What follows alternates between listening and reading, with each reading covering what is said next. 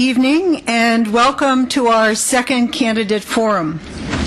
Once more, we thank Luther College for allowing us to assemble in this space, and we also wish to thank the candidates for participating in this forum. Thank you. The forum this evening is sponsored by AAUW, the American Association of University Women. I'm Catherine Boldner and will be serving as the moderator. The forum will be recorded by KDEC and will be aired Monday, October 15th at 6:04 p.m. I was told that at 6:04 the other news will be off the air, and so KDEC can come on. There are paper and pencils throughout the auditorium, and you can use that to jot down any questions you have.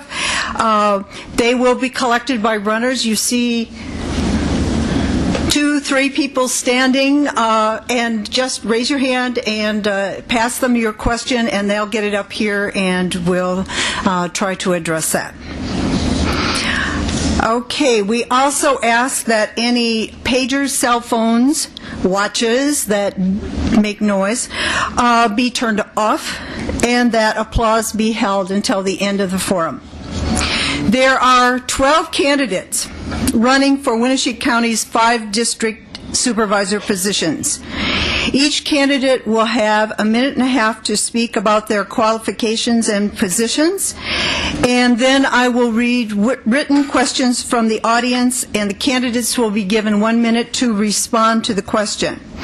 The first question will go to District 1, and we have you organized according to districts. We've also put up here a map delineating the various districts if you have a question.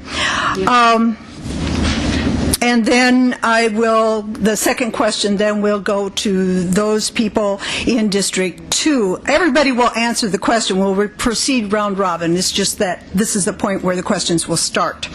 Okay.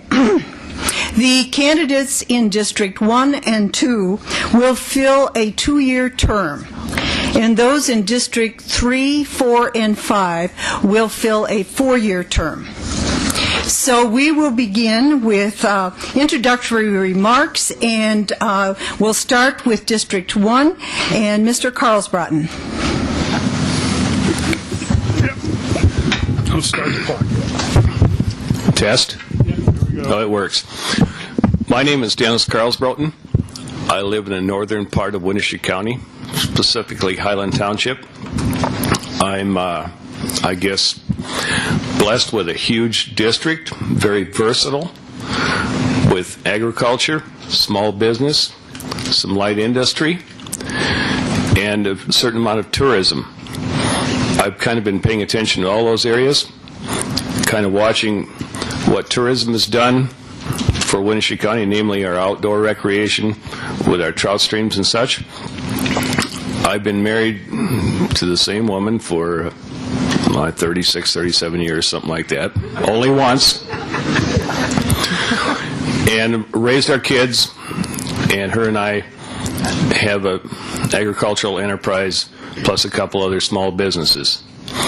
I was urged by a number of people throughout the district to run for this position, and I questioned whether I should do it or not, but at their urging, I thought that I probably am a very viable candidate to fill this position. Thank you.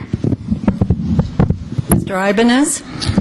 Yes, my name is Bill Ibanez, and I'd like to thank the American Association of University Women for putting on this forum. I'm married to Donna Ray. It's up here. We have a family of 5 children and 9 grandchildren. I'm a Navy veteran, VFW Life member. I've owned several small businesses.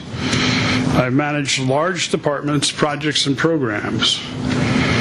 And as far as government service, I've served on planning commissions, board of adjustments, and various states and locations. I have proven leadership skills. I'm fiscally responsible and disciplined. I'm a proactive, creative problem solver. I belong to the Rotary, Farm Bureau, Elks, SCORE, a co-op, Oneota, and First Lutheran Church. I'm a registered professional engineer in the state of California, and I'm current. Working together, we can move Winneshiek County forward with policies and investments that strengthen our economy and improve opportunities for citizens, small businesses, and job opportunities for all our citizens. Oops, I'm repeating myself. Small businesses and agricultural communities while we enhance our natural resources and responsibly manage our county assets. It's time to roll up our sleeves and invest in the future. I believe we have the responsibility to create an environment so there are good jobs and economic opportunities for all who are willing to work. Thank you. Mr. Watson.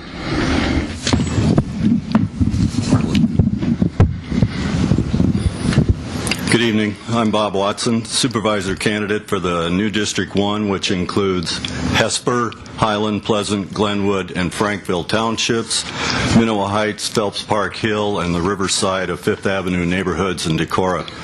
My campaign is based on 6 items: a new county-funded HVAC system for Northwind School, energy efficiency, the pursuit of happiness, neighborliness and barking dogs, an increase in the Sheriff's Department staffing, and an updated zoning change notification system.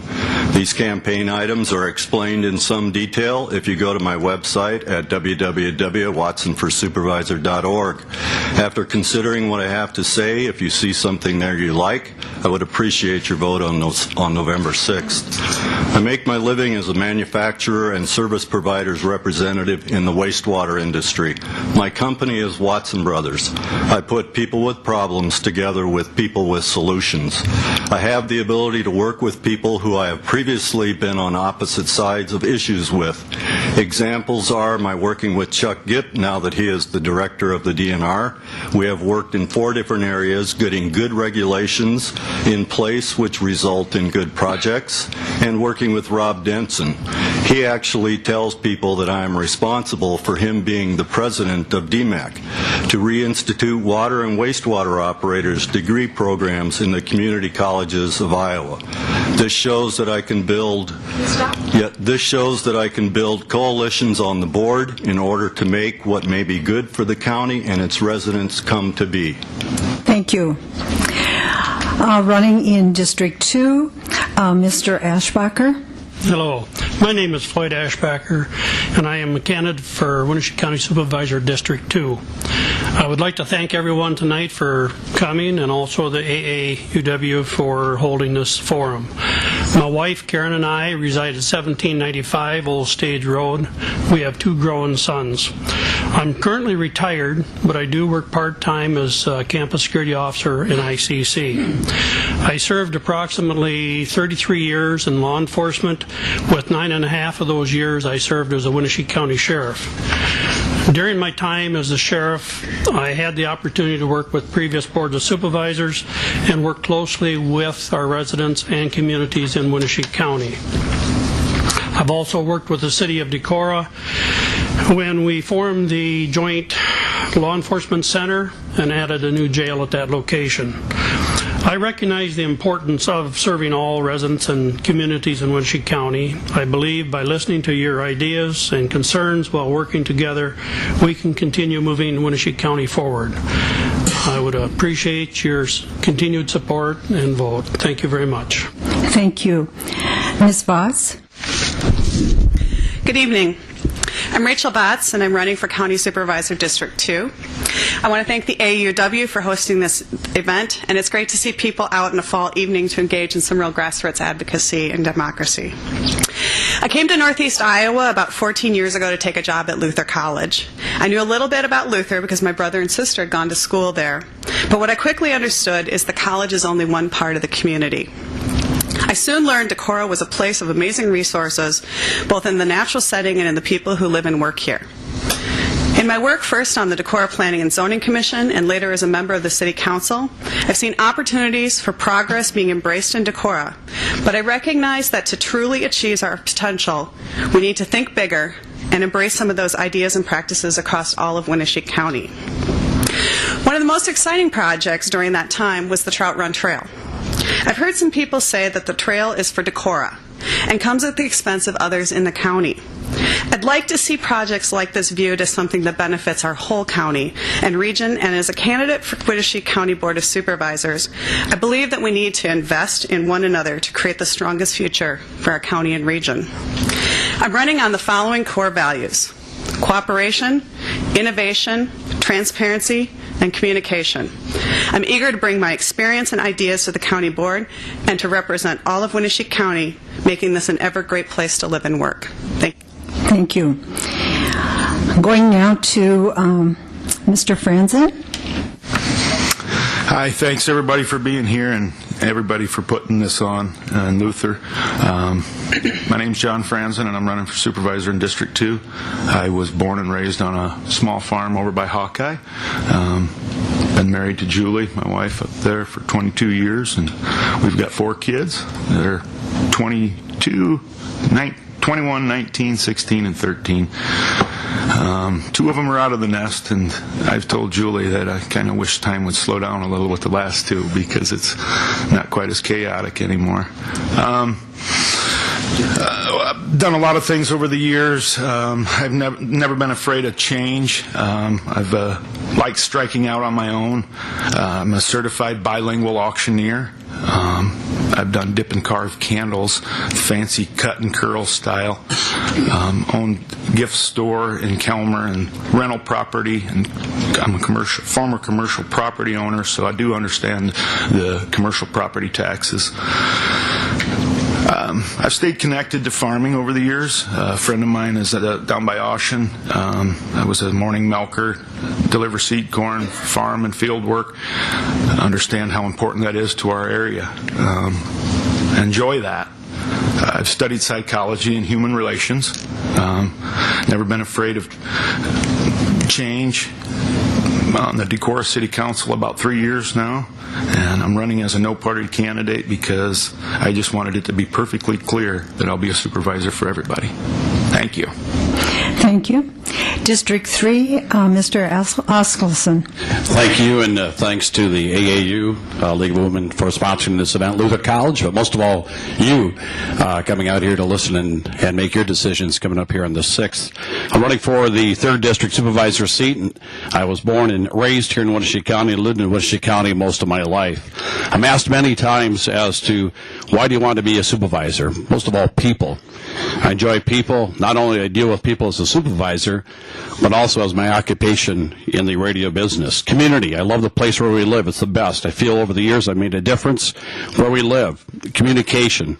I feel I have excellent skills in talking with and listening to people and taking action to get things done. I've shown leadership. Currently chairman of the Board of Supervisors. I also chair the Winneshiek County Solid Waste Agency, Northeast Iowa Community Action, Northland Agency on Aging, Executive Board Director on Upper Explorer Land, and most recently have been appointed by Governor Terry Branstad to Region 1 of the Workforce Investment Board. I believe this shows trust, leadership, and confidence from fellow board members and by the state as being selected as to chair these and also serve on 10 other boards. I had 2 big concerns this last year that we needed help from the state legislatures. One of those was the road to use tax. I organized 2 trips to Des Moines with contractors and concerned citizens and had 6 counties involved on the buses. We visited with legislatures about the user fee and the need for road improvements. I also served 4 years in the Decorah Chamber, and at that time we were concerned about the commercial property taxes, which of course is 100% evaluation. We got it talked about, and hopefully next year they'll take some action to get it done. I could use your vote again November 6th to continue to serve for you. Thank you. Mr. Thompson. Thank you. All 5 supervisors will be elected November 6th. Thank you. Each candidate wants the responsibility for the county's budget. Consider that when you vote. But consider other responsibilities that have to do with life in our towns and in the countryside. My candidacy involves a lot of knocking on doors to introduce myself and to listen. One afternoon, I met a woman just as she drove in from work. We walked around and she talked. And she told me that she wants her children and grandchildren to enjoy the same kinds of benefits that she did growing up here in Decorah. Flourishing communities, woodlands to walk in, and reminders of local history. In other words, the assets that we enjoy and that make our life so special in this part of Iowa. So please think of supervisors' responsibilities for all of the assets for our county, and think of their job as stewards. Careful with the tax dollar, but also very careful with our natural resources, our cultural and historical sites, the landscape we live on. All of these things are important, things we want to sustain, improve, and pass on. Thank you. Thank you. District 4, Mr. Logsdon. Good evening, and thank you, everybody, for coming out, and thank you, the organization that put this on. It's going to be a good time tonight. My name is John Logsdon. I've lived in Winneshiek County most of my life. For a period of time, I lived in Colorado. I was chief law enforcement agent there for the Kness County, Colorado Sheriff's Department. Dealt a lot in immigration. Then I ate my windshield on a high-speed chase one night, and I ended up being the Police Athletic League's wrestling coach for a year. So that was entertaining as well. All of my wrestlers come out of the Juvenile Detention Center in Pueblo, Colorado. Tough team we had. I've sat on all the committees that I've been assigned to. Wellington Place, I've been their liaison for Winneshiek County now. Since 2003. When I walked into Wellington Place, there had to be some managerial changes made because they were 10 days from locking the door. That's right, 10 days. Now we've completed a $3.2 million assisted living facility, and we did not use one property tax dollar to do it. We did it in 2 phases. We made the first phase sustain itself and pay for the second phase, and Wellington Place is what I call right now the jewel of Winneshiek County.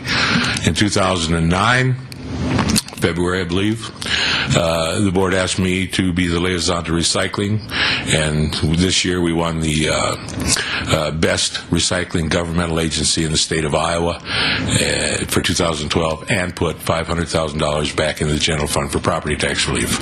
I'd appreciate your vote November 6th. Thank you. Mr. Goltz. Good evening. My name is Clark Goltz, and I have 6 words that describe me. I'm a son, one of 7 children. My parents were born and raised in Winneshiek County. I'm a father. My wife and I have 2 children, Gretchen and Graham, and 8 grandchildren. I am a teacher, have been a past teacher in Northeast Iowa. A principal, perhaps you know me as a past principal of South Winneshiek School or John Klein Elementary School, and now I serve as a consultant for schools in Northeast Iowa. 3 things you should remember about me: commitment, collaboration, and sense of community. When I make a commitment to a job, I do that job. I am tireless. I have boundless energy. As you probably have heard, I've been knocking on every single door in the 4 towns that I will represent. So there's commitment. Collaboration. I'm a person who can build consensus. I love working with people. I love listening. I like to help people make decisions. So there's a commitment, collaboration, and finally community. Community is my hallmark. It's about what I am about. So you've seen my name on lots of boards, a lot of them that I have been a volunteer for, and I will continue to do that as the new supervisor for District 4. Thank you. Thank you. District 5 has 2 candidates. Mr. Pierce is not with us this evening, and so Mr. Kuhn. Good evening. My name is Mark Kuhn. I would like to share some of my experiences with you. I have lived in this county for more than 50 years and have worked 29 years for ABS Global as an independent sales representative, traveling all of Winneshiek County as an ag businessman. I also have a registered livestock and grain farm, which I have been engaged in for 22 years now. For the past 8 years, I have managed the Inwood Ballroom in Spillville also. I have served on the Winneshiek County Cattlemen's Board and served as president. This is a great group of volunteers that promote the livestock industry. Currently, I serve as the board president of the Winneshiek County 4-H Foundation, Pine Bluff, and the Civic Improvement in Spillville. I have had the opportunity to work on these boards with many great volunteers and move forward on many projects for bettering our communities. I believe my involvement in ag business, livestock, and grain farming, small business managing the Inwood Ballroom, and my involvement on area and community boards will help me to serve on the Winneshiek County Board of Supervisors as a representative of District 5, the largest rural district. I am dedicated to all rural infrastructure and helping rural communities and the county thrive. Okay. Thank you.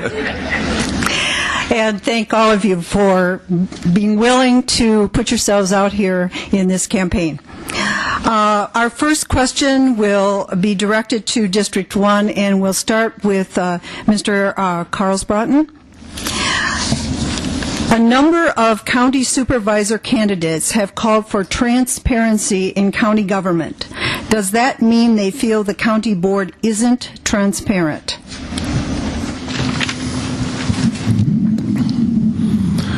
I knew I'd have a tough one to start with.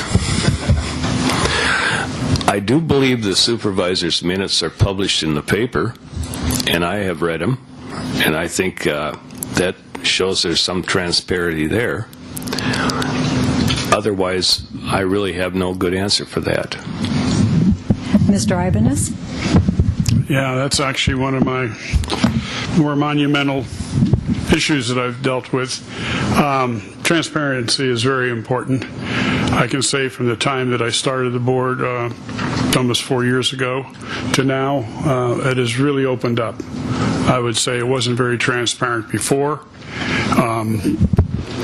And I really do think that we have an excellent rapport amongst the people. And to emphasize that, when the Democrats put me in office, I asked them, "You're just not going to put me in office, you're going to support me." So I insisted that we have at least one person at each and every one of our meetings. And I'm proud of the fact that they have done that. Now, it's just come to my attention recently that the Planning Commission is not what I would consider transparent, and we're going to have to work with that. I'll bring it up to the board meeting on Monday. Thank you. Mr. Watson. I have no idea how you can actually keep a public board like that not transparent. If I was on the board and you had a question about something that was going on, all you would have to do is ask me. My wife actually says that I talk too much anyway, so it would be transparent. Thank you. Mr. Ashbacher? Yes, I've not seen really a problem with transparency. I think any time that there's been an issue, it's been open to the public. We all have an opportunity to go there and listen and watch and add to it if we need to. Thank you. Ms. Vagts? I've brought up the issue of transparency, and I actually disagree. I think that the Board of Supervisors operations could be more open and accessible to more people in this county. The board meets at 9:30 in the morning on Monday. How many of you are able to go to a meeting then? It's not available through, we show city council meetings on the public access channel, which isn't a great option for the county because not everyone gets the cable channel, but why not stream it on the web? I think that there are things that we can think about, different ways of operating that would make the meetings more accessible and open. That would make the process appear to be more transparent. Thank you. Mr. Franzen? Thank you. Yeah, I guess I believe that transparency is vital. I think inclusion also is very important, and they work hand in hand. I've been fortunate enough that I've gone to a great number of the meetings over the last year, and unless you go to those meetings, you don't know necessarily what's going on right away. They're long. You can take a long time to sit through them. Most people don't have. Rachel pointed out time of day. I think some of that can be worked out. I know that the supervisors have been talking about, the current supervisors have been discussing cameras in different locations for safety purposes. I don't understand. I think that it could be a very reasonable request to drop a camera and mic everybody up and use a MediaCom channel like the city does. So I'm all for more openness and transparency. Thank you. Thank you. Mr. Askelson? I think we're very transparent. I guess, we meet at 9:30, which is a little bit later in the morning, but until you've served as a supervisor, you'll find out that most of the committees, which about every supervisor has at least 10 or more, and those meetings will start at 5 or 6 o'clock in the evening. And how to fit it all in the evening meeting would be very, very tough if you want to serve in those committees. You need to go to those committees to learn what they're asking, what their needs are. And as I mentioned here, you end up being chair after you've been on those for a time. I know we had a discussion on having it broadcast on the air, but it came down to our meetings last about 5 or 6 hours, and they aren't as probably we have an agenda, but the city council moves a lot quicker than what we do. We might go through warrants. It might take a half an hour going through, and I don't know if anybody wants to sit there and watch us go through all the bills that are sent to the county and then question one or two, and we make a call to whoever department that is. It would be rather cumbersome and long, but they're open to the public at all times and published. Mr. Thompson.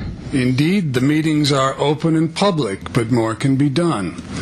Part of the job of county leadership, in my view, is to inform the citizenry, and transparency is simply a function of communication.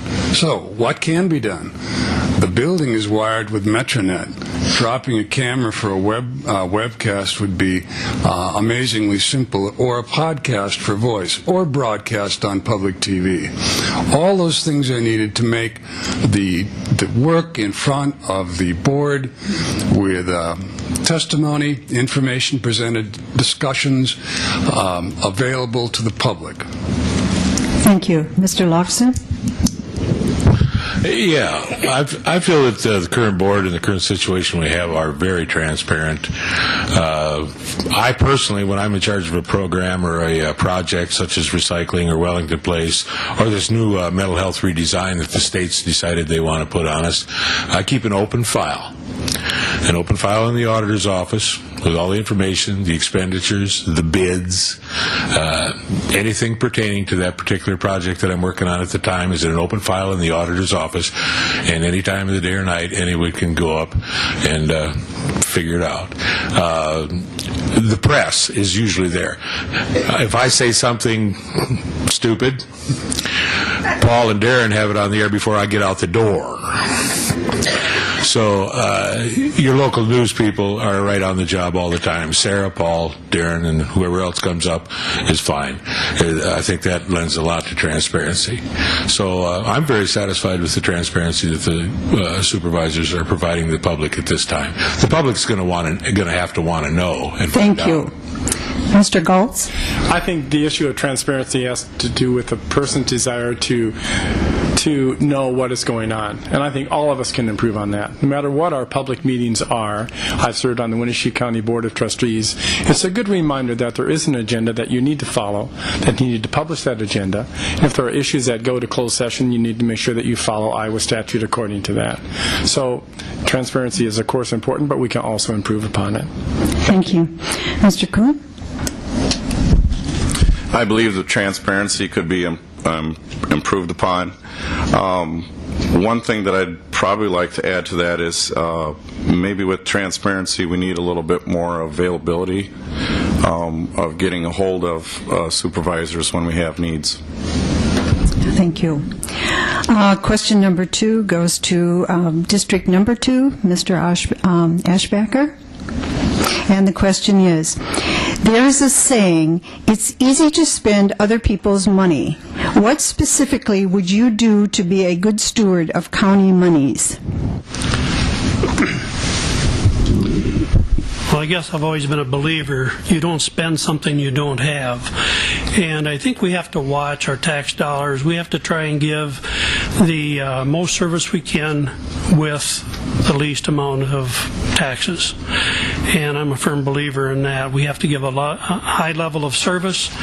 And I think that it is our job to, as supervisors, to make sure that we don't overspend. Okay. Ms. Vagts? I would say that going through the budget process with the City Council has been a real learning experience for me. And I'm sure that it's very similar at the county, larger budget, but same process. And a lot, similar types of services and needs. It's important to look at what the priorities of the organization are, but also where the opportunities are. I think that, Floyd's absolutely right. You don't want to spend more than you have, but at the same time, I think that we need to examine what our practice has been, see where there's efficiency, and make sure that that we're being the most sensible with the money, not that we're doing things just because that's the way it's always been done. Thank you. Mr. Franzen? Thank you. Efficiencies really can play a big part in that. Energy efficiencies to time efficiencies. I know the supervisors have been working on efficiencies in their road department and the GPS and trying to make sure that everything is the time is watched pretty closely. Really, it's pretty simple. There's three basic principles for keeping balanced budgets. One is economic growth. Without the growth and making sure that we continue to grow in business and other areas, balancing budgets is impossible. Spending restraint, you have to practice restraint. The restraints come in saying no occasionally, even when it's the hard thing to do. Appropriate revenue streams, making sure that the streams are coming in. The 1% that the city has, the lost option tax has been really, really good for the city. So just keeping a close eye out. Thank you. Mr. Askelson? I feel over the years that I've been on the board, we've been very good stewards of the money. If you look at the levy for the rural and also for the general, the levies have pretty much held pretty much steady. Maybe fuel inflections here and there, but we're looking at ways at all the time of how we conserve it as the funds continue to be cut from federal and state. One of the things we're doing now with the road department is to, instead of having 5 supervisors in each one of our shops, we're going to reduce that. We already did 1, but we're going to get that down to 2.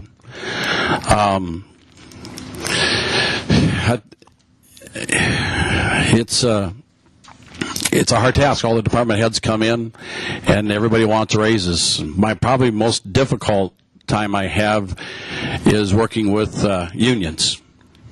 And I've asked the state, and I've met with some people here just this last week, to try to get benefits taken off negotiation items, and would not be negotiated, because if you look at what we're doing, it's not fair to everybody. Thank you. Mr. Thompson? I'll give you one example of what might be done to find some money. It's something we do in most of our homes when we have comprehensive energy audits.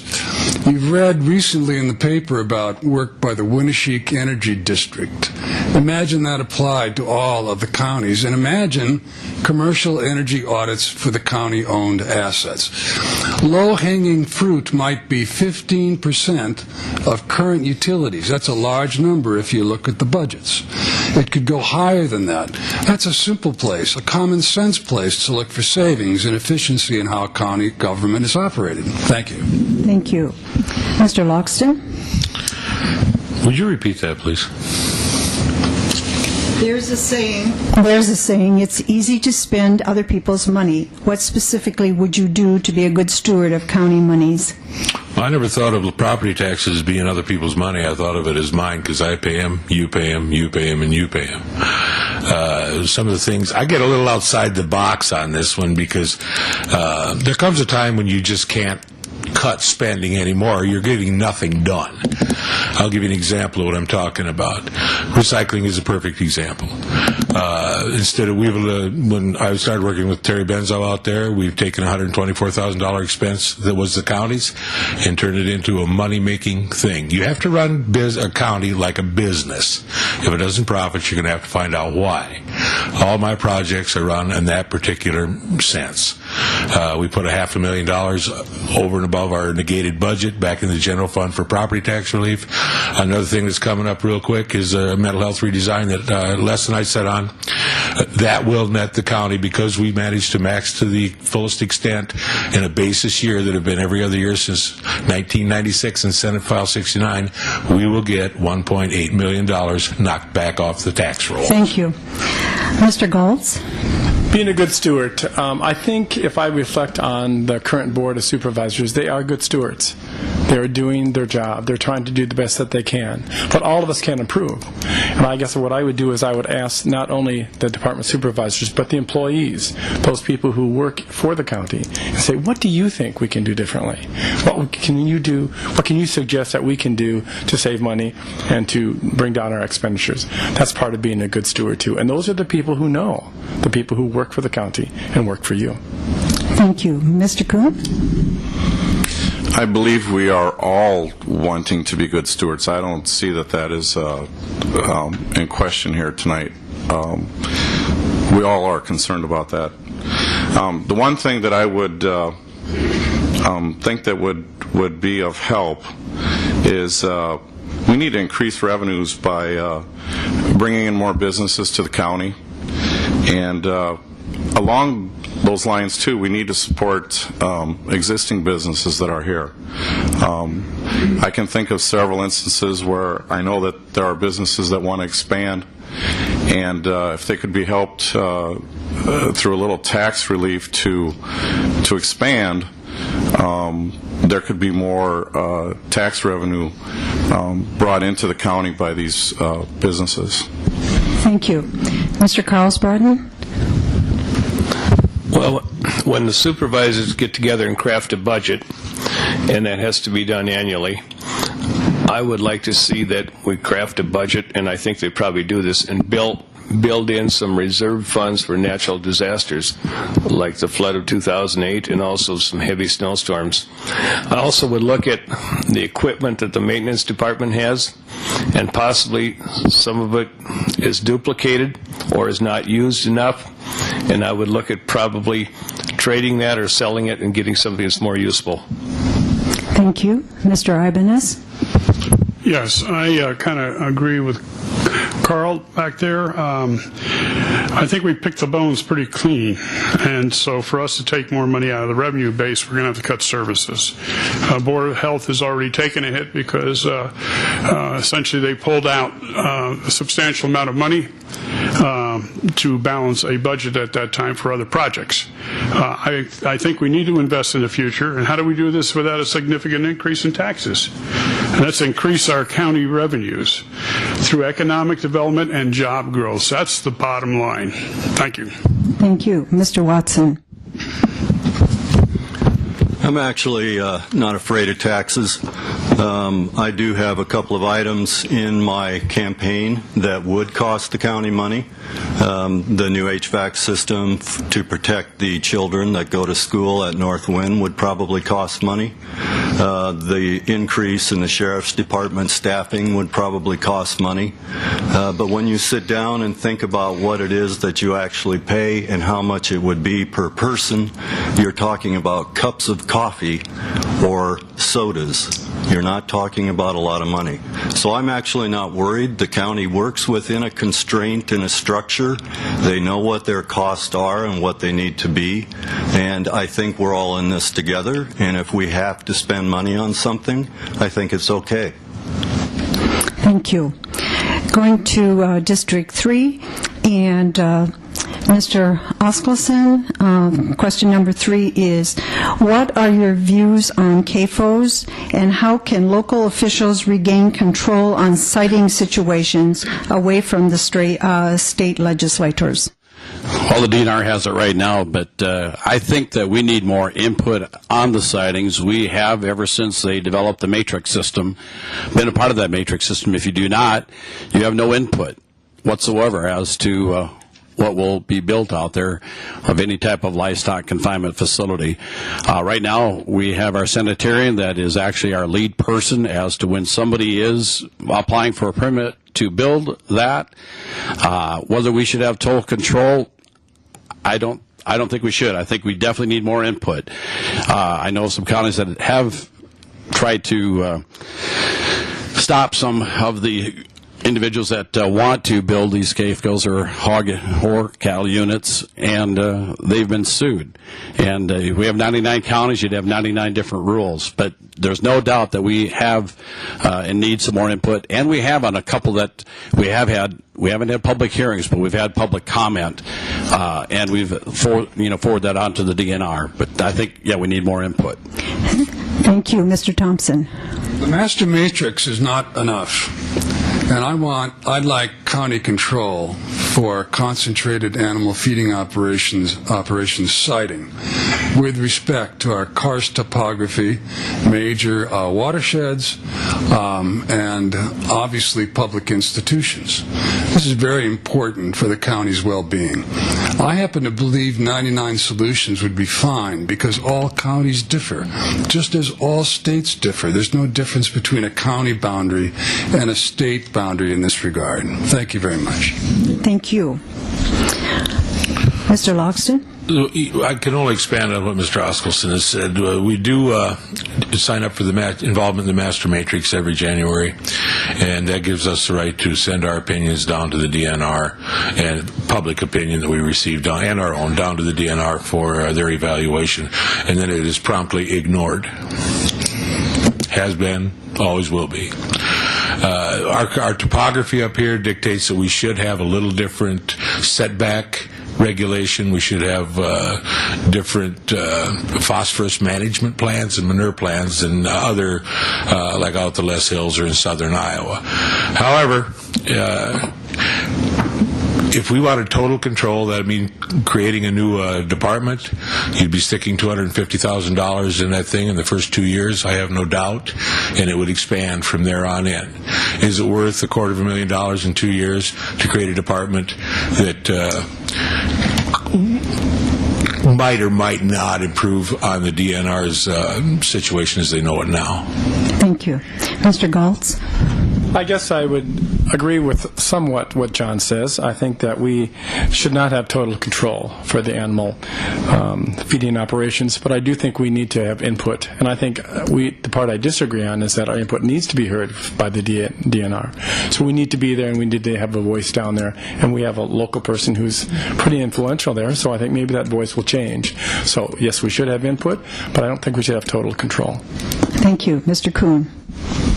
I agree with the statement that Clark just made here. I do not support local control. Part of that reason is because of the bias that people can have and possibly lawsuits afterwards suing the county. So I don't agree with that. There probably needs to be a little bit farther setbacks, but I'm involved in agriculture, and I understand a lot of this, and this is one of the reasons I'm running. These farmers, they're one of their largest revenue things that these units are producing is they're putting on close to $400 to $500 worth of fertilizer per acre. So when we talk about the waste management and that stuff, they're not doing things that they shouldn't be doing because it's a very, very valuable asset to them. Okay, thank you. Mr. Karlsbroten? I'm going to agree with Mr. Kuhn on the valuable asset. I'm probably one of very few on this table that lives in close proximity to two of them. Initially, I was very opposed to the first one, having just built a new house. The second one, my wife and I drove around the neighborhood and got petitions signed to make a smaller one rather than what was proposed, and we accomplished that. But in the meantime, after the course of 5 years, they've become quite neighborly. I really have no objections to what's going on. Although, I would like to see some pit inspections to preserve our groundwater in case it would have cracks or leak or something. Otherwise, I have no objection to them. They hire a lot of people. And like Mr. Kuhn said, it's a very valuable asset, and it saves farmers Okay, I'll quit. It saves farmers from buying a lot of imported fertilizer. Thank you. Mr. Ibanez. Yeah, this is obviously very touchy and a lot of emotions involved. I do feel that the county should have a major say-so in CAFOs, and I think they can do it through zoning, regulations, and identify areas. I think they need to put regulations such as setback. They're a valuable asset. They provide income into the county, so I don't want to do without them, but I do want to make sure that they do not encroach on the good and the health of the public, nor our water supplies, etc. They should have a trade group that essentially self-regulates. And I know they're good CAFOs, managers, and there's some that are just in your eye type attitude. I'm going to put it here. And those are the ones that the industry needs to, well, in the Navy referred to it as a blanket party, take care of them themselves. Okay? Thank you. Thank you. Mr. Watson. What was the question again, please, since I'm the last person? Sorry. It's okay. What are your views on CAFOs? How can local officials regain control on siting situations away from the state legislatures? Okay. The EPA lawsuit that's been filed in this by some county residents in this county against the EPA is based on my work, so I do have some familiarity with this. Local control has nothing to do with the problems that you have from confinement technology that we're using in agriculture today. This is a map, a daily snapshot of the ammonia cloud over the U.S., and you can see that Iowa is red, and that's because of confinements and feedlots. So this is a situation that is much larger than what local control can deal with. This is a situation that we need to, as a society, try and figure out how it is that agriculture fits with what we're doing. We've raised hogs for 7,000 years. We only started using confinements 30 or 40 years ago. We know that we can do this without creating problems. Thank you. Mr. Ashbacher? I guess I feel that we need to have more public input and public comment on when there is a site. I really don't have a problem with the master matrix as it is. However, I've not worked with this that much either, so thank you. Okay, thank you. Ms. Vagts? I think this issue highlights the importance of the planning process that each county goes through, and that our county is just in the final stages. Excuse me. I believe Bill mentioned the zoning idea and using zoning to look at issues like this. The county has been going through a comprehensive planning review process over the last year or two and is in the final stages of taking comment. And how many of us have looked at that plan and made comments on it? We need to be looking at our documents. We need to be thinking strategically. We need to think about how we can best use different parts of the county for appropriate uses. I think Mark's completely right. I mean, agriculture is a strong industry in this county, and we need to do what we can to support it. People also move here to live here for the quality of life. Our natural resources are important. So I think, yes, local control of CAFOs is important. We have little say on it right now, honestly, but we need to strengthen our planning process, and we need to participate in it. Thank you. Mr. Franzen? Thank you. Well, I think the one thing that we really need to take a look at is topographical regions. There's about 6 to 9 distinct topographical regions in Iowa, and I think that a more regional control as opposed to strictly a local control is really a great way to go about it. We have karst topography here. They don't have it in Shenandoah in southwest Iowa. You know, and that lays out within a 3 to 7 to 9 county region in different areas. So I think that regional control would be a really good way to go about it. We've got some bad actors, and I think that we deal with them severely. Set a precedence that punishment is there and it's going to be dealt with. We work together with farmers, DNR, we work with the neighbors, we work with local entities, and we try to get along and make it all work, because it all has to work together, and none of it's going to work. So, thank you. Thank you. All right, going to District 4, the Mr. Askelson. Question number 4 is, if elected or re-elected as a supervisor, would you be willing to reduce or possibly eliminate county funding for Winneshiek Medical Center?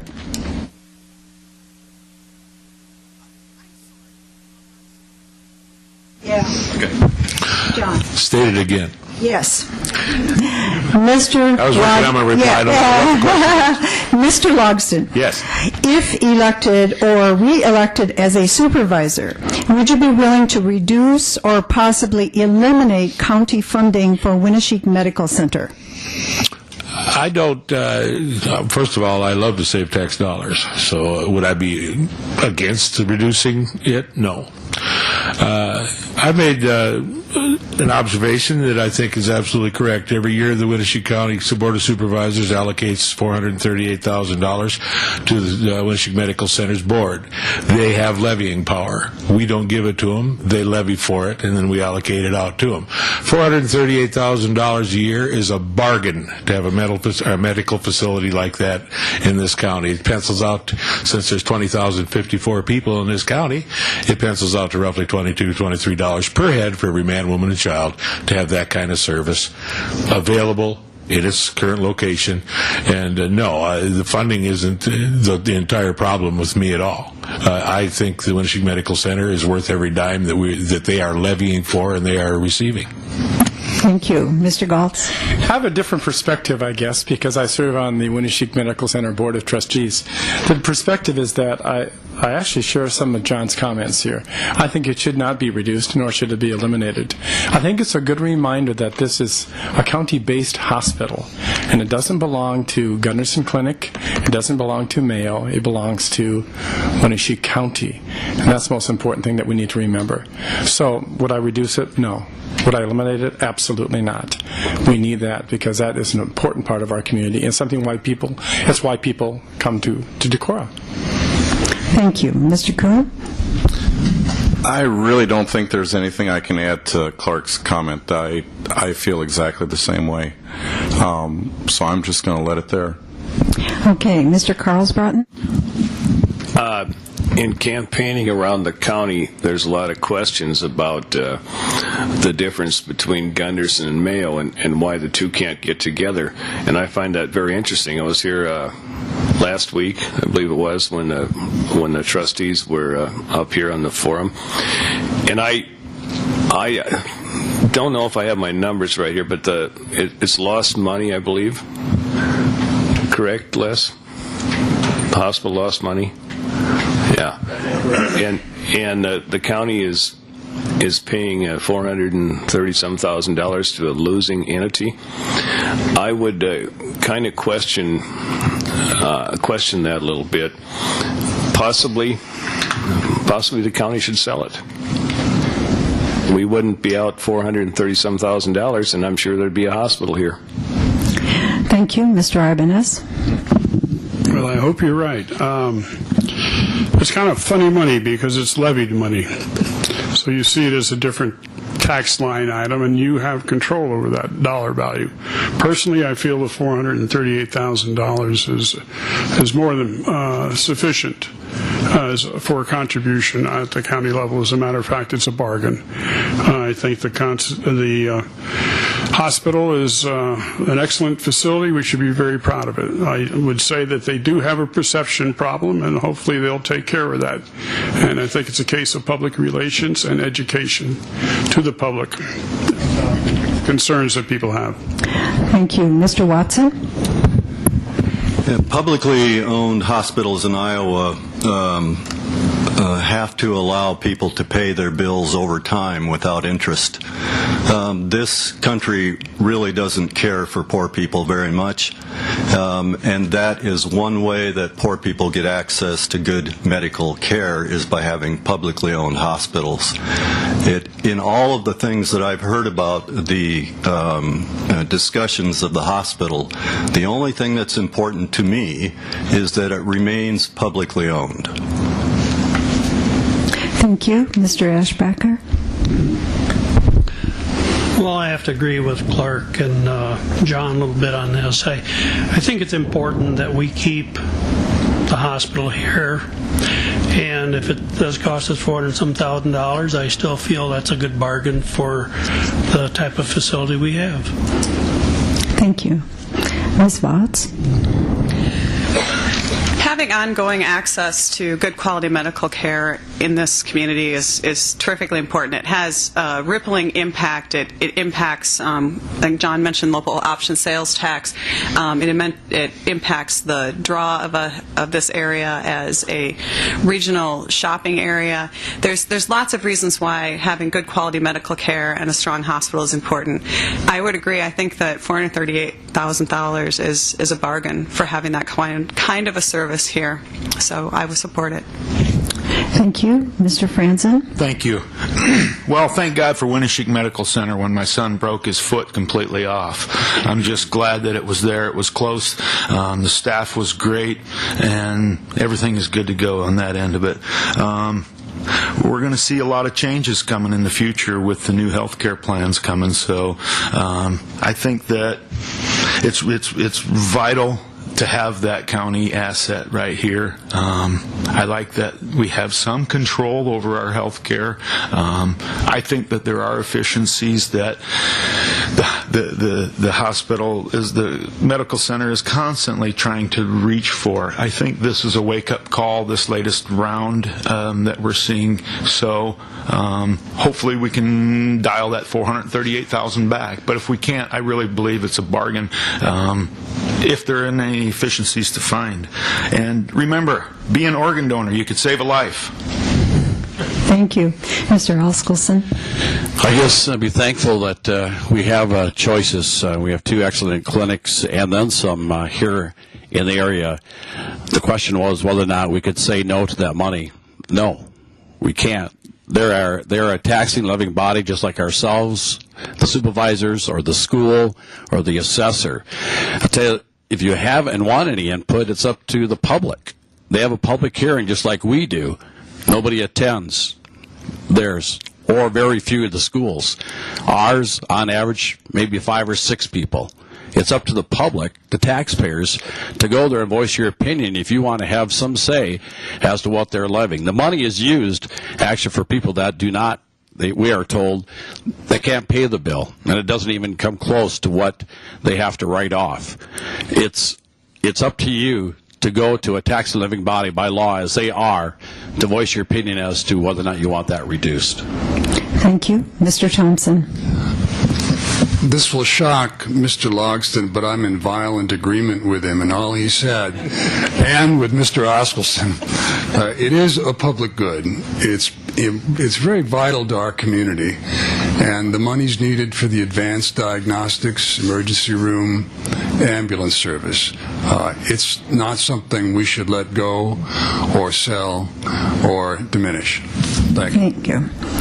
All right, District 5, and we'll start with question number 5, Mr. Kuhn. What criteria should supervisors use when considering renovation and reuse or demolition of its historic properties? How should the public be included in such deliberations? Wow. That is a question that with demolition or renovation of existing historical buildings, correct? Okay. To me, there's a fine line between restoring something that has real significance, value, And I'm not really in favor of restoring something that has no purpose or no use in the future. And if these buildings can have can show that they can, by doing restoration, that they can have a use in the future, I support these kind of renovations, but otherwise I do not. Thank you. Mr. Karlsbroten? Well, I'm a newcomer on the Historic Preservation Commission since January, and I've had some experience in this. And I think where this is coming from is probably the dormitory at Wellington Place or at the county farm. And I have not been there as a group. I had the opportunity, but I didn't go. That building, I believe, is heated by the people of Wellington Place, and there's some issues about possibly tearing it down. There's also some issues about possibly saving it for other uses. At Wellington Place, their heating bill is, I believe, number $14,000 a year to heat the water that comes through that building. It seems to me that $14,000 would get a backhoe and some plastic pipe and let the building stand, and then if somebody wants to use it for public good again, it could be done. Thank you. Mr. Ibanez?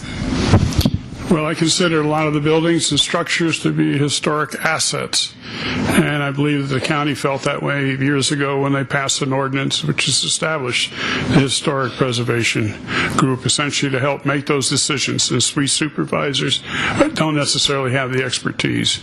I think public input is very important on it.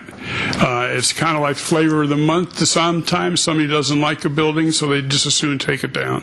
I think buildings that have some opportunity for use in the future, even though we don't have it today, should be essentially mothballed, i.e. pull the asbestos out and get it essentially not necessarily occupiable, but the ability to stand the weather that we have here without essentially deteriorating. Thank you. Mr. Watson? I think a building conversation has to do with both value and emotions, and those can change as well as with the economics. I think that the county needs to look at the economics, and the county also needs to weigh up what people feel emotively towards buildings. I know that when I go back and drive through Strawberry, my school is torn down, and I actually look at the empty space and feel it. And so that's why I say it's both a valuation and an economic issue. It seems the Europeans are a little different on this than we are. They do have buildings that are hundreds of years old and they still use them. So obviously there are structural issues that aren't a problem. So it just depends on who lives here right now and what they feel about a particular building and whether or not it makes economic sense. Thank you. Mr. Ashbacher?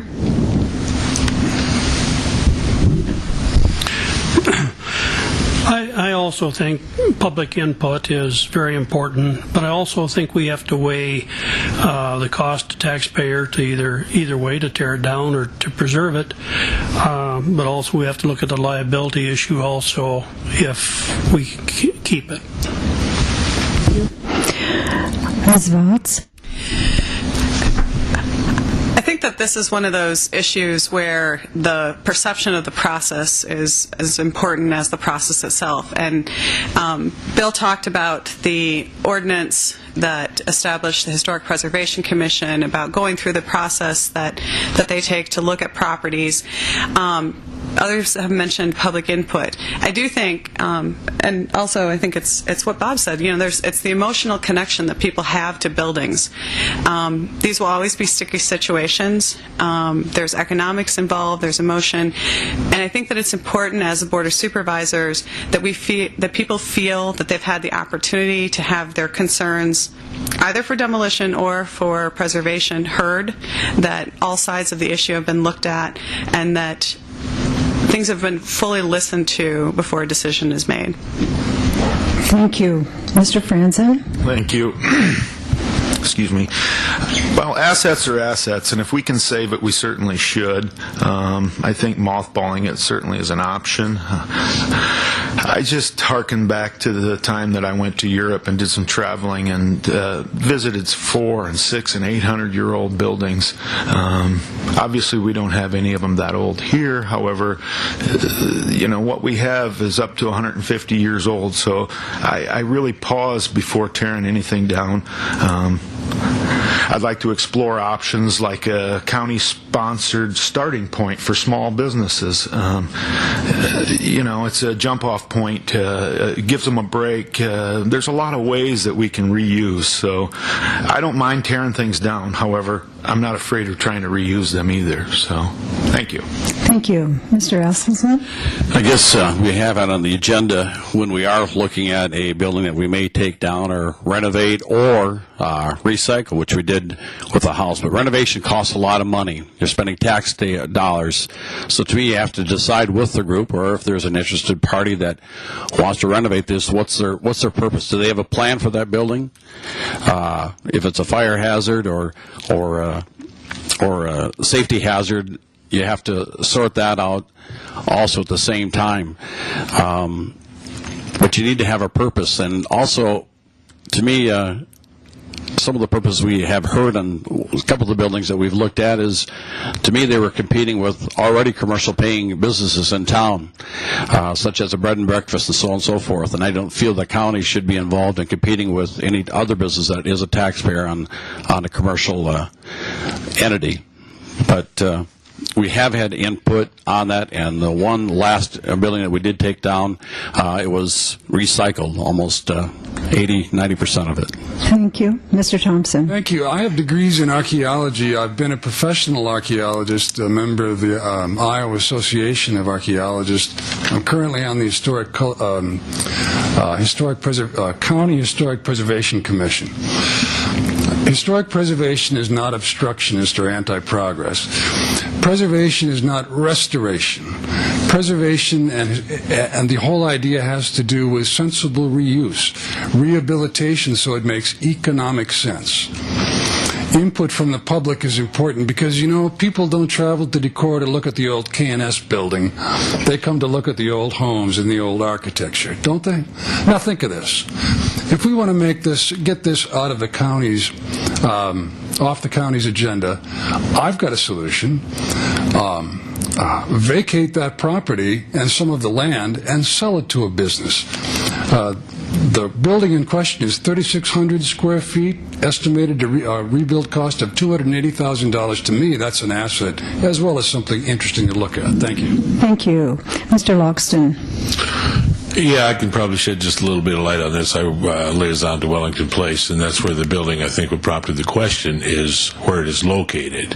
Wellington Place come to the Board of Supervisors and requested that the building be removed. They cited several reasons, which, depending on how you looked at it, they were either legitimate or not. The one that kind of made me think they were going in the right direction was the fact that they are a medical provision place. They provide medical services.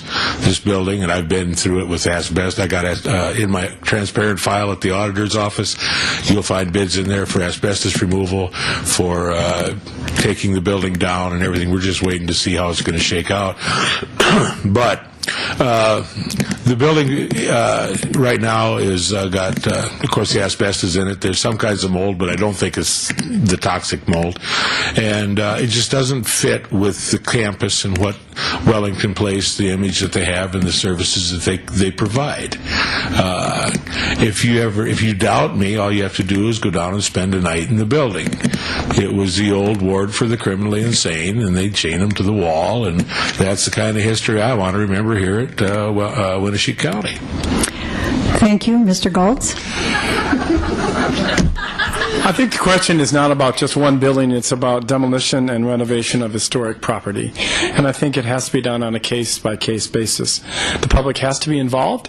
It has to be involve the historical commission. It has to involve architects and experts who know about those kinds of buildings. And finally, it has to be what is the repurpose or how can it be reused. All those are factors on a case-by-case basis to make decisions about demolishing or renovating historical buildings. Okay, thank you. Last question, back to District 1. Mr. Karlsbroten, do you think the Board of Supervisors has a role to play in encouraging the development of renewable energy, wind, solar, etc., in Winneshiek County?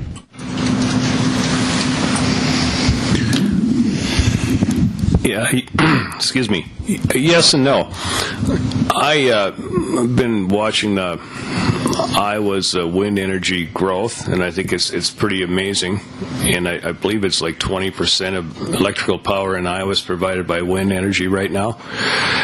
And I think that the area could probably help with some tax increment financing or such for a wind energy retailer to come in here, or a small manufacturing plant that made small turbines. I don't think the technology's here quite yet, but it's coming. We can go back to some hog confinement buildings, and there's some wind turbines at hog confinement buildings right now providing some electrical power. And I think that's possible here, and the supervisors could certainly help with that. I can't say that they can totally financially support it, but they could help with it. Mr. Ibanez. That's a tough one for 1 minute, but anyway, here it goes. Yes, I think the county should take a major role in anything that provides additional economic growth and jobs. So an example would be the Winneshiek Energy District. They got a grant. It was a 2-year grant. They essentially employed 3 people full-time, 6 people part-time, dumped over $2 million into the community. The grant ran out. They are still keeping themselves afloat barely. They came to the county and asked for some money. They started with 50 and then settled for 15. All we had to do is provide a little additional seed money, and we probably could guarantee the fact that they'll be solvent and going on. This is not just energy. This is all economic growth opportunities and businesses, so we need to stand behind it and encourage them.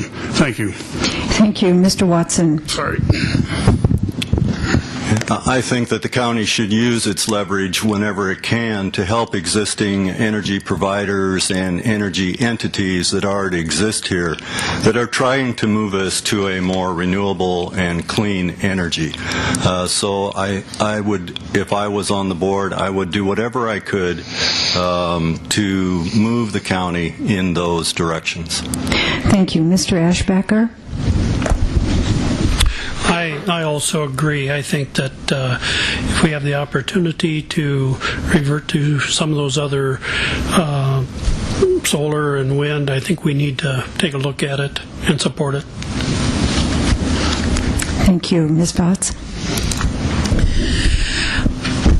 I agree. I believe that the Board of Supervisors should do what they can to support the expansion of renewable energy in Winneshiek County. I think we have to do that by looking at our legislation and what ways are we making it difficult for people to expand their use of renewable energy. Are there things that we can do or changes that we can make? I also think that we need to look at ways that we can increase energy efficiencies. So that's looking first at our own facilities, our own operations. A few years ago, with the city, we made a policy citywide that we wouldn't idle our cars. And I actually don't know what the policy is with the county, but that's a really low-hanging fruit. That, you know, when your vehicle is sitting outside a building, you're not idling it. And I don't think our police response time has been diminished because we don't idle our police cars in front of buildings anymore. Thank you. Mr. Franzen. Thank you. I think that the Winneshiek Energy District is doing a fabulous job across the county, first of all. So I would like to, as a supervisor, encourage their growth and expansion here, too. I've been working with a group of folks that are building and erecting and selling vertical axis wind turbines that have solar panels on the top. And so I think that the types of systems and the prices and the cost of systems that are coming down.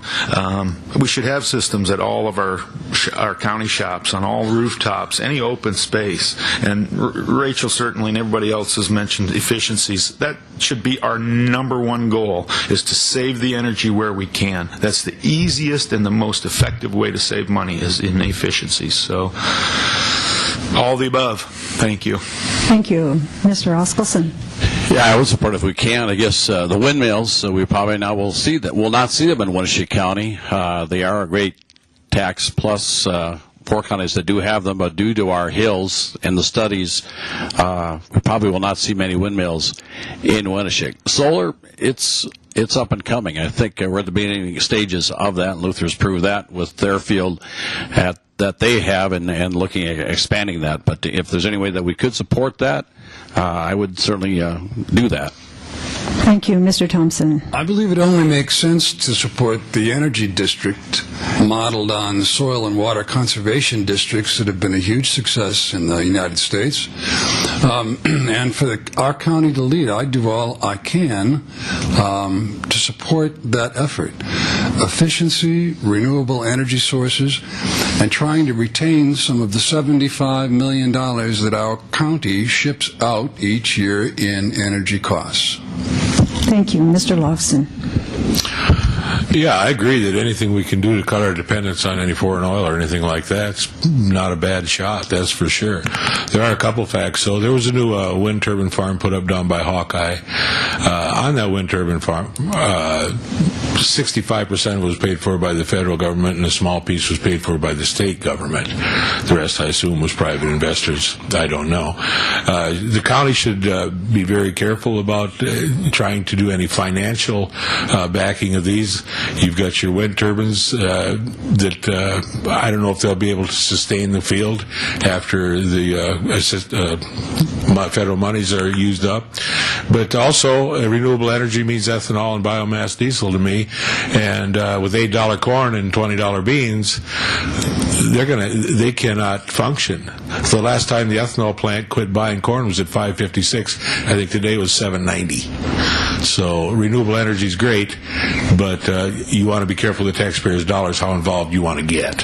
Thank you. Mr. Goltz? The short answer is yes, and I think I commend the county supervisors for working with the Winneshiek Energy District. I want to take the rest of my time to correct 2 things. Number 1, the Winneshiek Medical Center did come out positively at the end of the fiscal year. And secondly, the funding that we received, $438,000 from the county, does not even begin to cover indigent and charity care at the hospital. So, thank you. Thank you. Mr. Kuhn. Yes, I agree in supporting the renewable energy. One problem that there is with the wind energy is getting the power into the grids, and that also needs to be supported. We need to get this power into the grids, otherwise creating energy with these windmills doesn't do us any good. I think what Luther College did here with putting the windmill on the hill to provide power for themselves is a great example of how to use this. I took a visit to Kirkwood College lately, and they are powering 2/3 of the power needs that they have on that campus of 4,000 students with power, wind power and solar. I have a sister that lives in the city of Waverly, and I personally know the person that maintains the hydro and the wind power for them. And the city of Waverly has power for all of their lights in the city. Okay, and this ends our questions for this evening, and I want to thank you so very, very much.